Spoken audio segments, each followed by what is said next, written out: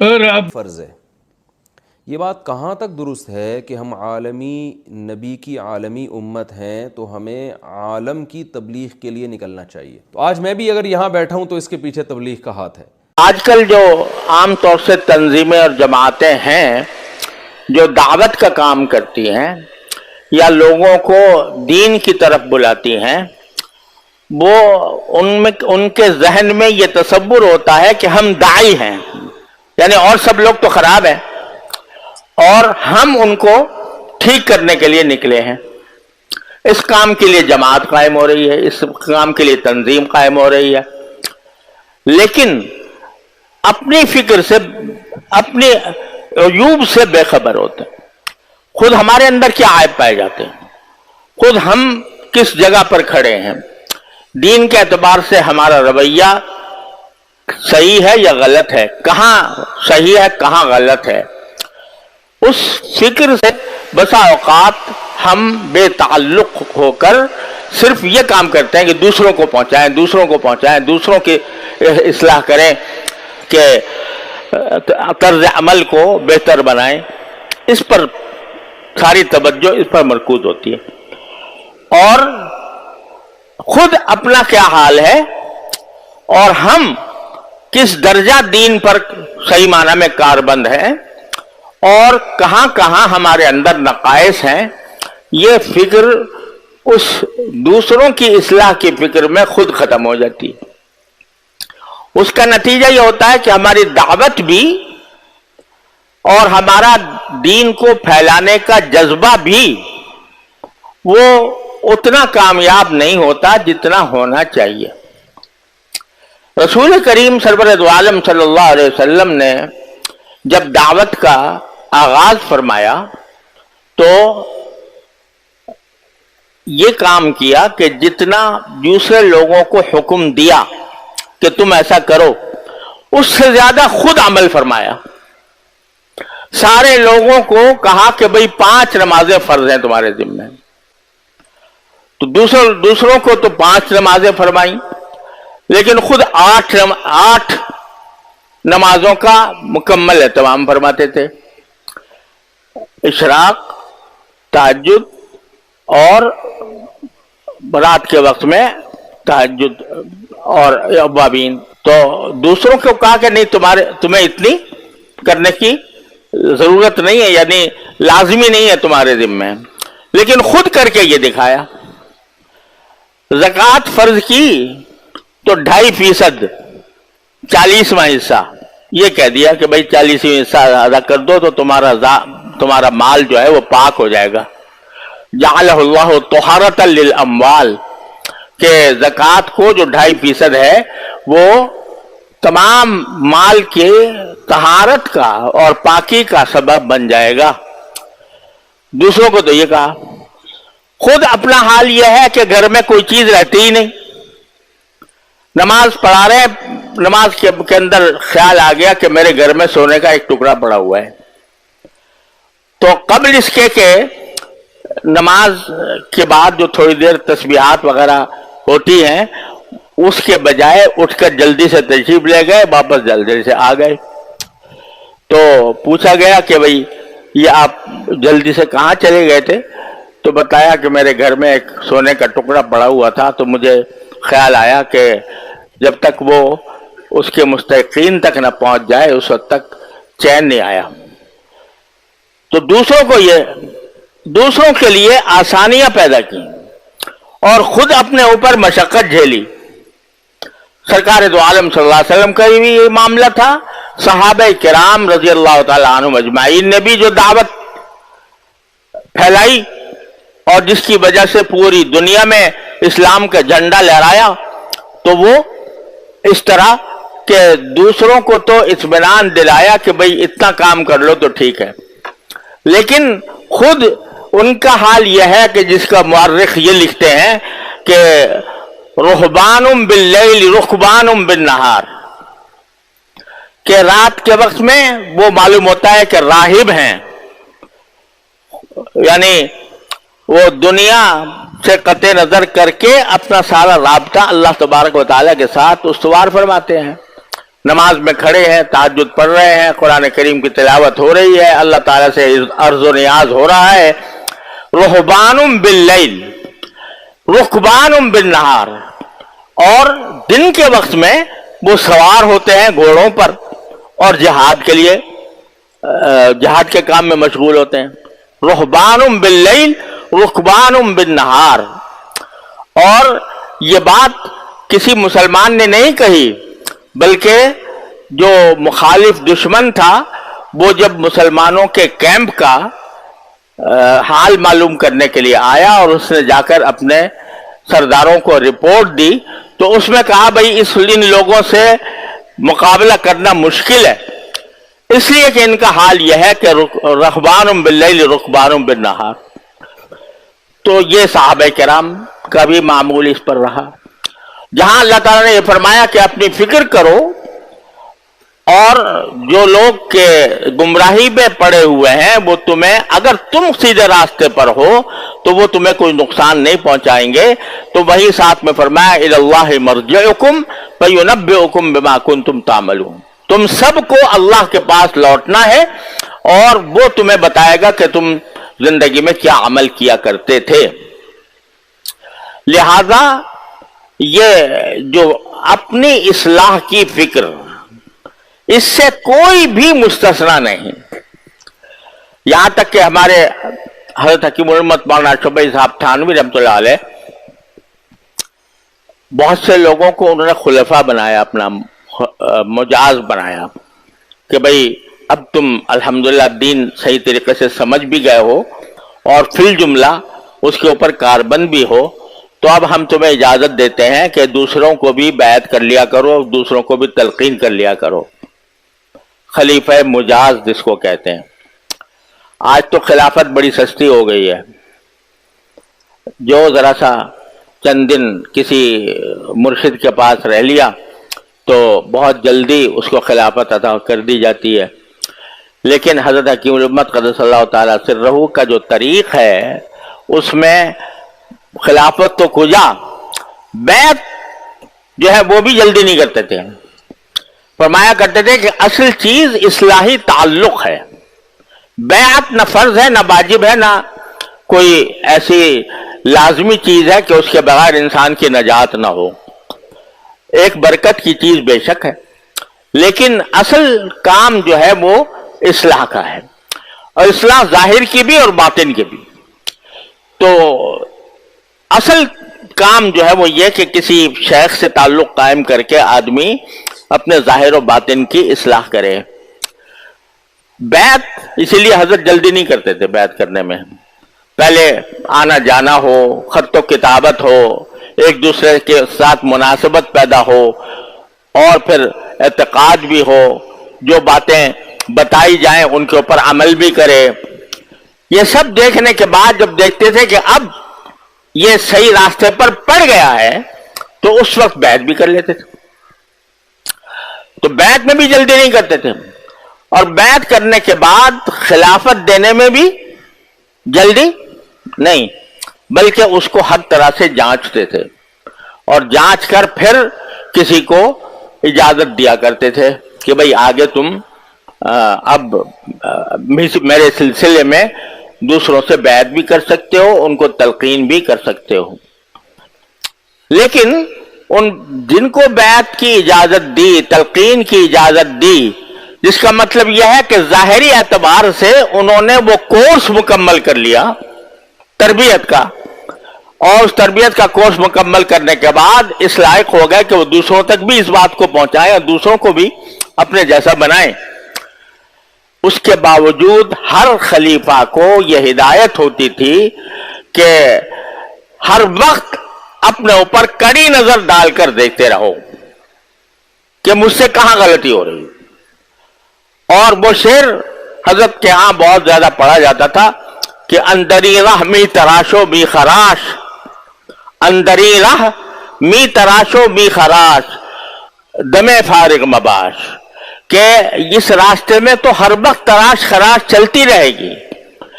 جیسے کوئی پھلوں کا یا پھولوں کے پودے ہوتے ہیں تو کبھی اس کو کاٹنا پڑتا ہے، کبھی اس کا پتا کاٹ دیا، کبھی تو اس کو ایک ایک تہذیب کا سلسلہ اس میں جاری رہتا ہے. تو فرمایا کہ اندری رحمی تراشو می خراش تا دم آخر دم فارغ مباش. آخری سانس تک ایک لمحے کے لیے بھی فارغ ہو کر نہ بیٹھو. یعنی فارغ ہو کر یہ تصور نہ کرو کہ اب ہم فارغ ہو گئے, بس اب ہماری اصلاح ہو گئی, آگے پھر ہمیں کچھ کرنے کی ضرورت نہیں ہے. تا دم آخر دم فارغ مباش, آخری سانس تک ایک لمحے کے لیے بھی فارغ ہو کر نہ بیٹھو. اب ہمارے ہاں مشکل ایک یہ آ گئی ہے کہ جب درس نظامی پڑھ لیتے ہیں تو کیا کہتے ہیں اس کو, فارغ ہو گیا, فارغ التحصیل ہو گیا. تو اب فارغ ہو گیا تو بھائی فارغ کس کا مطلب یہ ہوتا ہے کہ بھائی جو کام کرنا تھا بس پورا ہو گیا. یہ لفظ بہت ہی خراب ہے, مجھے اچھا نہیں لگتا فارغ التحصیل. ارے تحصیل علم تو وہ چیز ہے جو مرتے دم تک جاری رہے گی, اور اپنی اصلاح کی فکر بھی مرتے دم تک جاری رہے گی. فارغ التحصیل کوئی نہیں ہوتا دنیا میں. اگر کوئی ہے جو اپنے آپ کو فارغ التحصیل سمجھتا ہے تو وہ انتہا درجے کا بے وقوف ہے, کیونکہ تحصیل علم سے فراغت مرتے دم تک نہیں ہو سکتی. طلب العلم من المہدی الی اللحد. لہذا کتنا بڑا علم کے اعلی مقام پر پہنچ جائے بندہ, لیکن وہ تحصیل علم سے بھی فارغ نہیں ہو سکتا اور اپنی تربیت سے بھی فارغ نہیں ہو سکتا. کہ تبلیغ کتنی فرض ہے, یہ بات کہاں تک درست ہے کہ ہم عالمی نبی کی عالمی امت ہیں تو ہمیں عالم کی تبلیغ کے لیے نکلنا چاہیے. دیکھیں اس میں تو دو رائے نہیں ہو سکتی کہ ہمارے نبی بھی عالمی نبی تھے, ساری دنیا کے سارے انسانوں کی طرف آپ کو پیغمبر بنا کے بھیجا گیا, اور آپ کے بعد کوئی نیا نبی بھی نہیں آئے گا. تو ظاہر ہے نبی کی جو ذمہ داری تھی وہ من حیث الامہ امت کی طرف ٹرانسفر ہو گئی ہے. تو اب اس امت پر من حیث الامہ لازم ہے کہ وہ اس دین کو پوری دنیا میں غالب کرے. تو من حیث الامہ کا مطلب یہ ہوتا ہے, تھوڑی گاڑی اردو استعمال کر رہا ہوں, کہ کسی ایک فرد کی ذمہ داری نہیں ہے, اب امت کی حیثیت سے ذمہ داری ہے. نبی صلی اللہ علیہ وسلم پر تو یہ فرض عین تھی کہ پوری ذمہ داری آپ پر اکیلے پر تھی, تو آپ صلی اللہ علیہ وسلم نے یہ پوری امت کو اس کا ذمہ دار ٹھہرایا. تو اب امت کے ہر فرد پہ اپنی صلاحیت کے بقدر اور اپنی جو ہے نا وہ جتنی استطاعت اس میں ہے اور جتنی صلاحیت ہے اس حساب سے اس پر تبلیغ فرض ہے. تو ایک درجہ تو تبلیغ کا وہ ہے جو صحیح حدیث میں آپ صلی اللہ علیہ وسلم نے فرمایا, من رأى منکم منکرا فلیغیرہ بیدہ فإن لم يستطع فبلسانہ فإن لم يستطع فبقلبہ وذلک اضعف الایمان. صحیح حدیث ہے کہ جو تم میں سے کسی گناہ کو ہوتے ہوئے دیکھے تو اس پر لازم ہے کہ وہ اسے اپنے ہاتھ سے بدل ڈالے. ہاتھ سے بدلنے کی طاقت اگر نہیں ہے, طاقت نہ ہونے کا مطلب یہ ہے کہ استطاعت ہی نہیں ہے, یا یہ کہ اگر ہاتھ سے بدلے گا تو اس سے بڑا فتنہ کھڑا ہو سکتا ہے, انفرادی سطح پہ فتنہ یا اجتماعی سطح پہ کوئی امت کو بڑا فتنہ ہو سکتا ہے. تو ایسی کنڈیشن میں آپ نے فرمایا فبی لسانہ, زبان سے روکے. اور اگر بولنے میں بھی فتنہ ہے یا بولنے کی طاقت نہیں ہے, ایسا ری ایکشن ہوگا کہ یہ برداشت نہیں کر سکے گا, یا ری ایکشن تو نہیں ہوگا لیکن اس کی ذات کے لیے تو ری ایکشن نہیں ہوگا, لیکن اجتماعی سطح پہ امت مسلمہ کو کوئی نقصان اس سے ہو سکتا ہے یا مصلحت کے خلاف یہ کام ہو سکتا ہے. تو ایسی صورت میں فرمایا نبی صلی اللہ علیہ وسلم نے فبی قلبہ, اپنے دل سے بدل ڈالے. دل سے بدلنے کا مطلب یہ کہ نیت رکھے کہ جب مجھ میں طاقت ہوئی میں اس گناہ کو تبدیل کر دوں گا. تو اتنا یہ ایمان کا آپ صلی اللہ علیہ وسلم نے آخری درجہ قرار دیا ہے. تو اس درجے میں تبلیغ یہ ہر ایک پر فرض عین ہے, اس شرطوں کے ساتھ, جو ترتیب کے ساتھ جو حدیث میں وارد ہوئی ہے کہ کوئی بھی گناہ کو دیکھو تو دل میں یہ خیال آنا چاہیے. اچھا ایک بات یہ. دوسری بات یہ ہے, رہا یہ مسئلہ کہ مسلمانوں کی کوئی اجتماعی جماعت اجتماعی سطح پہ یہ کام کرے, تو قرآن مجید نے اس کا بھی تذکرہ کیا, وَلْتَكُمْ مِنْكُمْ أُمَّةٌ يَدْعُونَ إِلَى الْخَيْرِ, تم میں ایک جماعت ایسی ہونی چاہیے جو لوگوں کو خیر کی طرف بلائے. تو مسلمانوں کی ایسی تنظیمیں ہونی چاہیے, چاہے وہ تبلیغی جماعت کی صورت میں ہو یا کسی بھی تنظیم کی صورت میں ہو, جو مختلف محاذوں پہ اجتماعی سطح پہ کام کر رہے ہوں, جن کا بنیادی کام ہی لوگوں کو خیر کی طرف بلانا ہو. تو ایسی کوئی جماعت کا ہونا بھی ضروری ہے. ظاہر ہے جب ایسی جماعت کا ہونا ضروری ہے تو ان کو افرادی قوت بھی چاہیے ہوتی ہے, افراد کے ساتھ افراد کا تعاون بھی چاہیے ہوتا ہے. تو اتنے لوگوں کا اس کام میں مشغول ہونا جس سے جو ہے دین دنیا میں پھیلنا شروع ہو جائے, غالب ہونا شروع ہو جائے, تو یہ امت کی ذمہ داری ہے. لیکن کسی فرد واحد کو لے کر یہ نہیں کہا جا سکتا کہ اس پر 4 مہینے لگانا فرض ہے, یہ اس پر فلانی تنظیم میں جانا فرض ہے, یہ اس پر یہ والا تبلیغ کا کام فرض ہے. کیونکہ شریعت نے جس چیز کو مبہم اور مجمل رکھا ہے تو ہم بھی اس کو مجمل ہی رکھیں گے. ہم عمومی طور پر بیان کریں گے کہ بھئی تبلیغ فرض ہے, بس مسلمانوں پر فرض ہے, آپ پر فرض ہے, آپ پر فرض ہے, آپ پر فرض ہے, کس طرح سے فرض ہے, یہ ڈیٹیل میں جانا یہ بہت مشکل کام ہے. یہ ہر ایک کا اللہ سے معاملہ ہے, کس میں کتنی استطاعت ہے اور کس کے پاس کتنے وسائل ہیں, اس کو دیکھ کر ہوگا یہ. دوسری بات یہ کہ تبلیغ کا کوئی ایک طریقہ متعین نہیں ہے, بلکہ تبلیغ بہت سارے طریقوں سے ہوتی ہے. علماء دلائل کے ذریعے تبلیغ کر رہے ہوتے ہیں, باطل فرقوں کا جواب دے رہے ہوتے ہیں, وہ جو کنفیوژن پھیلا رہے ہیں اس کنفیوژن کو دور کر رہے ہوتے ہیں. اہل باطل جو کنفیوژن کر رہے ہیں, باطل فرقوں کا جواب بھی ہوتا ہے, باطل مذہب کا جواب بھی ہوتا ہے اس میں. اب مثال کے طور پر دیکھیں, ڈاکٹر ذاکر نائک نے تو تبلیغ جماعت میں وقت نہیں لگایا, لیکن وہ بھی بہت زبردست تبلیغ کر رہے ہیں. لیکن اگر ڈاکٹر ذاکر نائک تبلیغ جماعت کا انکار کریں تو یہ بھی غلط ہوگا, اس لیے کہ تبلیغ جماعت جس طرح سے کام کر رہی ہے اس طرح سے ڈاکٹر ذاکر نائک صاحب نہیں کر رہے, اور حضرت مفتی تقی عثمانی صاحب جس طرح سے تبلیغ کا کام کر رہے ہیں اس طرح سے نہ ڈاکٹر ذاکر نائک کر رہے ہیں, نہ تبلیغ جماعت والے کر رہے ہیں. تو ہر آدمی کا اپنا میدان ہے. تو اس لیے دین کے تبلیغ والے جو تبلیغ کے اکابر ہیں ان سے ہم نے خود ہی یہ بات سنی ہے کہ دین کے مختلف شعبے ہیں, تو ان سب شعبوں کو زندہ کرنا ہماری ذمہ داری ہے. تو تبلیغ والے بھی کوشش کر رہے ہیں سارے شعبوں کو زندہ کریں, علماء بھی کوشش کر رہے ہیں سارے شعبوں کو زندہ کریں, اور جو دلائل کی دنیا میں مناظرے کر رہے ہیں وہ بھی کوشش کر رہے ہیں. تو ہر ایک کا اپنا اپنا طریقہ ہے, جس کو میں کہتا ہوں پشتوں میں اخپل طریقہ ہے ہر ایک کا. تو اس میں کس کے لیے کون سا طریقہ کس وقت سوٹیبل ہے, یہ فیصلہ ہر شخص خود کر سکتا ہے, اور اس میں وہ علماء کے سامنے اپنے آپ کو رکھے, وہ اس کو مشورہ دیں گے, اس کی صلاحیتوں کو دیکھ کر وہ مشورہ دیں گے. تو اس لیے تزکیہ سب پہ فرض ہے کہ اپنی بھی اصلاح کرنی ہے, دوسرے کی اصلاح کی بھی فکر کرنی ہے. کیسے کرنی ہے, کس طرح کرنی ہے, اس کے لیے کوئی متعین طریقہ شریعت نے نہیں بتایا, بلکہ زمانے کے لحاظ سے, حالات کے لحاظ سے ہر شخص کے لیے مختلف ہے. تو لہذا میں لوگوں سے ایک بات کہتا ہوں, میں کیا علماء یہ بات کہتے ہیں کہ اس بحث میں نہ پڑھیں کہ فرض عین ہے, فرض کفایہ, تبلیغ, بلکہ اللہ نے جس کو موقع دیا وہ نکلے اللہ کی راہ میں.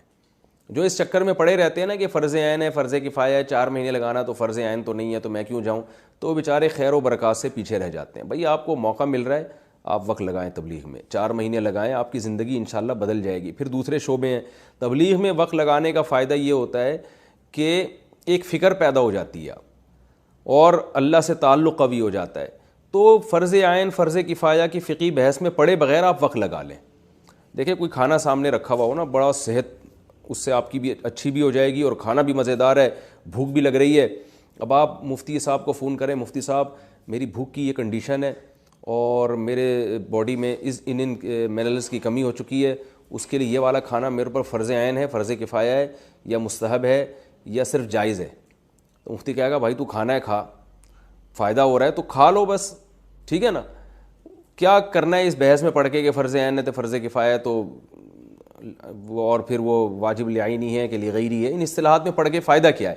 بھوک بھی لگ رہی ہے, کھانا بھی موجود ہے, اور جو باڈی کی جو ریکوائرمنٹ ہے وہ تمام چیزیں کھانے میں موجود ہیں, بسم اللہ پڑھ کے کھاؤ, فائدہ ہوگا انشاءاللہ. تو بھائی تبلیغ میں جانا فرض عین ہے کہ فرض کفایہ ہے, مستحب ہے, واجب ہے, اس بحث میں پڑے بغیر جب ضرورت ہے معاشرے کی آپ جائیں گے. دیکھو میں ایک مثال سے بات سمجھاتا ہوں. رسول اللہ صلی اللہ علیہ وسلم نے پچھلی امتوں میں ایک شخص کی مثال دی ہے جس نے 99 انسانوں کو قتل کیا تھا, 99. تو ایک راہب کے پاس گیا کہ بھئی میں نے 99 انسانوں کو قتل کیا, کیا میری توبہ قبول ہو سکتی ہے؟ اس نے کہا نہیں ہو سکتی. تو اس نے راہب کو بھی قتل کر کے سینچری پوری کر دی. اس نے کہا جب جانا ہی جہنم میں ہے تو پھر 100 پورے کر کے جاؤ. لیکن اس کے دل میں پھر بھی اللہ کا خوف تھا. تو ایک عالم کے پاس گیا, حدیث میں آتا ہے فَسَأَلَهُ عَنْ أَعْلَمِ أَهْلِ الْأَرْضِ, لوگوں سے پوچھا کہ زمین کا سب سے بڑا عالم بتاؤ. فَدُلَّ عَلَىٰ رَجُلٍ عَالِمٍ, لوگوں نے عالم بتایا. فَأَتَاهُ فَقَالَ, عالم سے کہنے لگا إِنَّهُ قَتَلَ 100 نَفْسٍ فَهَلْ لَهُ مِن تَوْبَةٍ, 100 انسانوں کو میں نے قتل کیا, میری توبہ قبول ہو جائے گی؟ تو وہ عالم واقعی عالم تھے. انہوں نے فرمایا نعم من يحول بینہ وبین التوبہ, تمہارے اور توبہ کے درمیان کون سی چیز حائل ہو سکتی ہے. یعنی انہوں نے اپریشیٹ کیا اس کو. لیکن چونکہ وہ عالم تھے صرف جواب نہیں دیا انہوں نے کہ ہاں توبہ ہو سکتی ہے. ان کو پتہ تھا جس ماحول میں اس نے گناہ سیکھے ہیں اس ماحول میں یہ توبہ پر قائم نہیں رہ سکتا, یہ توبہ کر کے توڑ دے گا.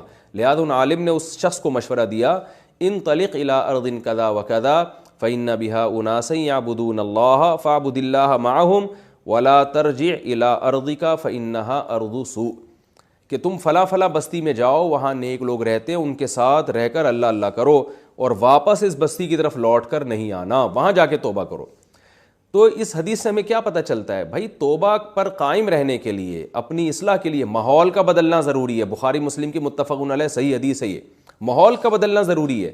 آپ جس ماحول میں گناہ سیکھتے ہیں اسی ماحول میں گناہ نہیں چھوٹتے آپ سے، چھوٹ بھی جاتے ہیں تو دوبارہ ہو جاتے ہیں۔ تو اب ہم کوئی ایسی بستی یا تو تلاش کریں کہ جہاں سارے نیک لوگ رہتے ہوں، تو ظاہر ہے ایسی بستیاں اس زمانے میں تو ذرا مشکل سے ہی ملتی ہیں، تو اہل اللہ کی صحبت میں رہنا پڑتا ہے، یا تو آپ کسی شیخ سے باقاعدہ بیعت ہوں، ان کی خانقاہ میں جا کے رہیں، ورنہ پھر تبلیغ کا راستہ سب کے لیے سوٹیبل ہے، اور اس میں آپ 4 مہینے کے لیے نکل جائیں، چلے کے لیے نکل جائیں، تو آپ کا صبح و شام اللہ رسول کی بات کے علاوہ آپ کوئی بات نہیں کریں گے، اس کا دل پہ اثر پڑتا ہے، اس سے انسان گناہ چھوڑ دیتا ہے، جس گناہ کی لت پڑی ہو، عادت پڑی ہو، گناہ چھوڑنے کا جذبہ پیدا ہو جاتا ہے اس میں، تو اس کا فائدہ نظر آ رہا ہے۔ تو آج میں بھی اگر یہاں بیٹھا ہوں تو اس کے پیچھے تبلیغ کا ہاتھ ہے۔ تو بڑے بڑے لوگوں کو ہم نے زندگیاں ان کی چینج ہوتی ہوئی دیکھی ہیں، لہذا ہم نے بڑوں ہی سے یہ بات سنی ہے اور بالکل عقل کے مطابق ہے۔ اس بحث میں پڑے بغیر کہ فرض عین ہے، فرض کفایہ ہے، بھائی نکلو اللہ کی راہ میں، اپنی اصلاح کرو، لوگوں کی اصلاح کا ذریعہ بنو، اور جو نہیں نکل رہا اس پہ انگلی نہ اٹھائے انسان، اس پہ یہ نہ کہے کہ فرض عین ہے تو تم کیوں نہیں نکل رہے، تو تم جہنم میں جاؤ گے۔ تبلیغ کے اکابر اس چیز سے منع کرتے ہیں۔ تو جو جس کام میں لگا ہوا ہے، اگر وہ خیر کا کام کر رہا ہے، ہمیں اس کا دست و بازو بننا چاہیے، اور انحصار نہیں کرنا چاہیے کہ بس یہی ہے، اس کے علاوہ کوئی بھی نہیں ہے، یہ غلط ہے۔ سارے شعبے دین کے برحق ہیں، سب میں جانا چاہیے۔ عام لوگوں کے لیے تبلیغ کا راستہ بہت سوٹیبل ہے، اس میں بہت زیادہ فائدہ ہوتا ہے، تو اس لیے اس میں تو میں سمجھتا ہوں کہ سبھی کو وقت لگانا چاہیے۔ بہت زیادہ چینجنگ آتی ہے انسان میں، اور پوری دنیا میں ایک عجیب انقلاب آ گیا ہے۔ میں گورے نے کتاب لکھی تبلیغ جماعت کے بارے میں، اور اس نے کتاب کے جو ہے نا بہت تعریفیں بھی کی کہ یہ پتہ نہیں کس طرح سے کام کرتے ہیں، اپنے خرچے پہ نکلتے ہیں، سارا کچھ اپنا مال، اپنی جان، اپنا وقت، اور آخر میں اس نے لکھا کہ حیرت کی بات ہے کہ یہ کس سیاست میں بالکل انوالو ہی نہیں ہے، اتنی بڑی جماعت سیاست میں نہیں ہے۔ تو آخر میں اس نے لکھا کہ مجھے اس بات کا خطرہ ہے کہ ان کا سیاست میں انوالو نہ ہونا کہیں کوئی بہت بڑی سیاست تو نہیں ہے۔ یعنی گورے کو بھی یقین نہیں آ رہا کہ اتنی بڑی جماعت ہے، اور جو صرف اور صرف للہ فی اللہ، سیاست بھی دین کا حصہ ہے، میں سیاست کا منکر نہیں ہوں، لیکن اتنی بڑی جماعت جو تمام دنیاوی مفاد سے بالکل بالا تر ہو کر، جس کا کام صرف اور صرف اللہ رسول کے لیے، یعنی اللہ رسول کے دین کو دنیا میں پھیلانا اور لوگوں کے پاس جا کے ان کو محبت سے سمجھانا، اور اس میں اپنی جان، اپنا مال، اپنا وقت، تو بھائی اس کی قدر کرنی چاہیے۔ اور جو لوگ بھی اس میں اختلاف و انتشار پھیلانے کا ذریعہ بن رہے ہیں، توڑنے کی کوششوں میں لگے ہوئے ہیں، اللہ تعالیٰ ان کو بھی ہدایت عطا فرمائے اور اتحاد اور اتفاق پیدا فرمائے، لیکن بہرحال اس میں وقت نہ لگانا یہ خیر و برکت سے محرومی کا ذریعہ ہے۔